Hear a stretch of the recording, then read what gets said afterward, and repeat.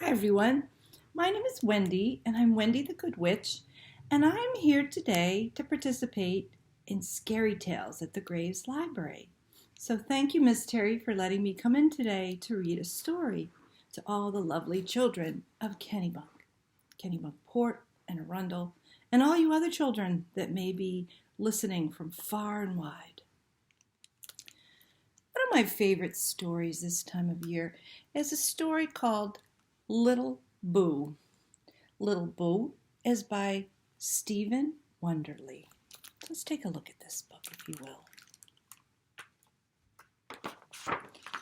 Let's do a big shout out to Henry Holt and Company for allowing us to read this story today.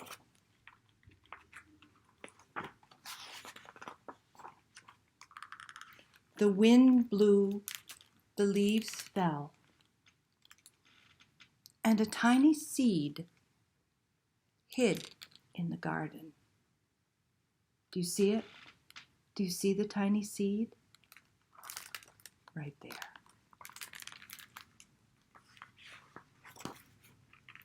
Boo, the seed said to a leaf rolling by. You're not scary at all, the leaf said.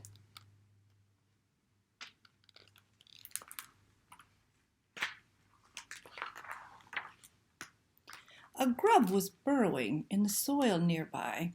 Boo, said the seed. I'm busy, said the grub.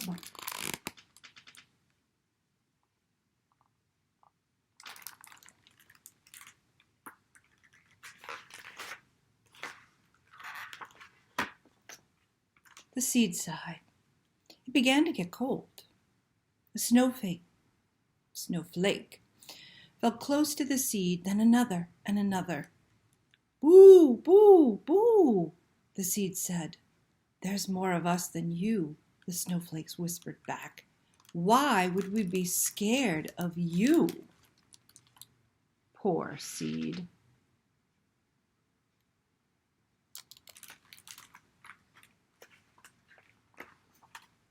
It's not time for scaring, the wind said. Not yet. Be patient. You'll be scary soon enough. I want to be scary now, the seed said, trying to make himself big. See how he's trying to make himself big. Just wait, the wind whispered, carefully blowing soil over the seed to keep him from the cold. Let's pretend to be the wind, all right? Can you guys do that? The seed sighed one last time and finally fell asleep. Boo, he said in his dreams. You see him down there? Do you see the little seed? There he is, sleeping. It was a very long sleep, and when the seed awoke, the warm air above him, and he reached for it, and he reached until he could feel it. Ah, the seed said, time to get back to scaring. Do you see how he reached and he reached and he reached toward the sun? Let's all try that. Let's pretend we're a seed and we're in the ground. We feel the warmth of the sun up above us. Let's all reach, reach, reach. Good job.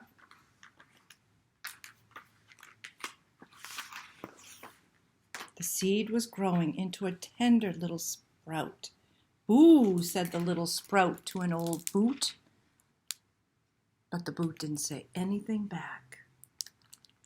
Boo, he said to a shovel, but the shovel was silent. Boo, said the little sprout to a watering can, but the watering can didn't say a word either. So the little sprout decided to keep growing. The wind came by for a visit.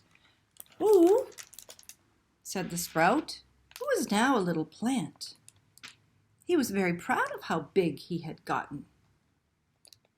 "Not today," said the wind, "but soon, soon."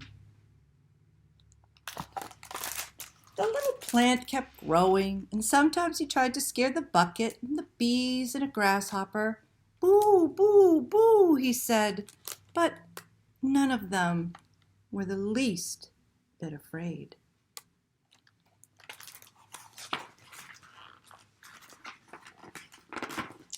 So the plant that began as a seed grew and grew and grew. Soon little orange flowers appeared. Flowers aren't very scary, he thought. But then the flowers fell away and little green fruit began to grow, and they grew fast. "Can I boo now?" What do you think? Can he boo now? He asked the wind. "Not quite yet," said the wind.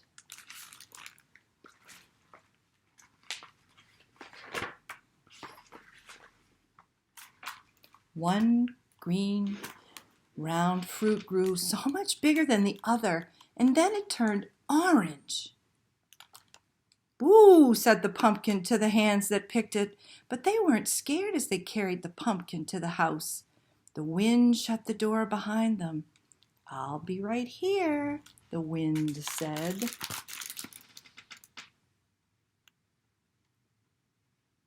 Does that look scary to you guys? Not yet.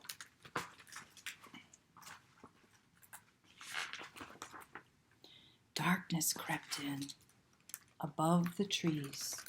There was no moon. A single candlelight appeared in the night.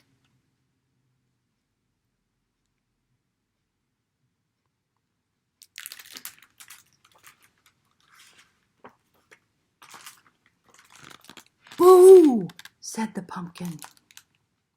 That was now a jack-o'-lantern. "Meow," said the cat. "Good scaring," said the wind. "Do it again." "Boo," said the jack-o'-lantern. "Ah," screamed the goblins.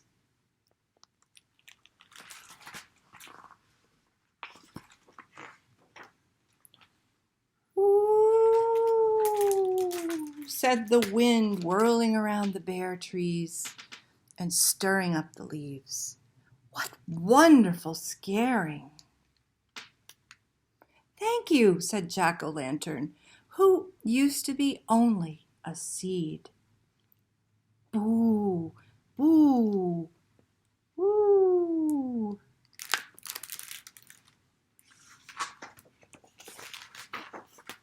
And the light from the jack-o'-lantern's grin flew over the trees and spread across the night. The end. Isn't that just a lovely story? I just love that story. So if you want to come in and check out this book, come into the Graves Library and we can check it out for you. I wanted to share with you too a little craft here. This is a Wendy the Witch on a stick. So if you want to come in and get a witch craft, you can. So we've got Wendy the Witch on a stick here, kind of flying around. So come on in. We've been giving them out all week. We still have some left. It's not too late. So come on in and get the Wendy the Witch craft to go. Question for you. And I am going to take my nails off for a few minutes. I need to get in and have a manicure, which I haven't had a chance to do. So I'm just going to take them off for a minute. So I wanted to know if any of you like poetry. I absolutely love poetry. And one of my favorite poetry books is called In the Witch's Kitchen, and it's poems for Halloween, one of my favorite holidays of all time. And this book is just full of beautiful, beautiful poetry. Oh my goodness. Beautiful, beautiful, beautiful poetry. So if it's okay, I'd like to share one of my favorite poems from this book. If you haven't tried poetry books, you really should. Poetry is amazing. So anyway, here we go. This is called The Wicked Witch's Kitchen. Wicked Witch. You're in the mood for freaky food. You feel your taste buds itching. For nice, fresh poison ivy greens, try the Wicked Witch's Kitchen. She has corn on the, not the cob, she has corn on the cobweb, cauldron hot, and she makes the meanest cider. But her broomstick cakes and her milkweed shakes aren't fit to feed a spider. This is my pet spider here. She likes to brew hot toadstool stew. Come eat my sweet, she'll cackle. But if you do, you'll turn into a jack-o'-lantern's jackal. And here's a lovely illustration to go with the poem. So what do you think? How about one more poem? How about, let's see. What was my other favorite one? So many. How about Monsters Do Not Scare Me Much? Looks like a bunch of trick-or-treaters, doesn't it? Here we go. Monsters do not scare me much, nor do goblins and ghosts and all such. But on Halloween night, please hold my hand tight. I don't want to be out of touch. On Halloween night. Excellent. Thank you so much for letting me read some stories to you today. I really enjoyed my time at the Graves Library. We also have some cool pencils we're giving out this week, and they say, I dig Graves. Interesting. Dig Graves, the word dig, you could use it, there's two different ways you can think of the word dig. You can think of like digging. And another way to use the word dig is to think of like, this is kind of retro, but that you really think something's cool, super cool. So the way we're using it is I dig Graves. So that's a way of saying we really think Graves is super cool. So anyway, if you want to come in and get some super cool I dig Graves pencils, come in.